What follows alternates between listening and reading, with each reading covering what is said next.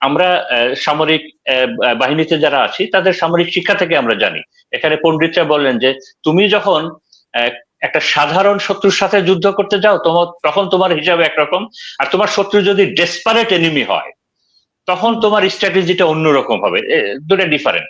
আমি একজনের সাথে মারামারি করছি, আমার শক্তি বেশি, ও হয়তো হাল ছেড়ে দিবে, বাট যে ডেসপারেট মরে যাবে তবে হাল ছাড়বে না, তো তার জন্য আমার হিসাব কিতাবটা আলাদা হবে। একই সাথে আরেকটা আহ, এটা আহ, এটা মেনলি চাইনিজ তাদের মিলিটারি থিঙ্কিং এর কথা, যে তুমি কোনো দেশে আক্রমণ করতে গেলে তিনটা জিনিস মাথায় রাখবা। একটা হলো তিনটা জিনিস জানবা, তোমার শত্রুর ইতিহাস জানবা, শত্রুর কালচার জানবা এবং শত্রুর হ্যাবিট জানবা, তার ক্যারেক্টারিস্টিক কি।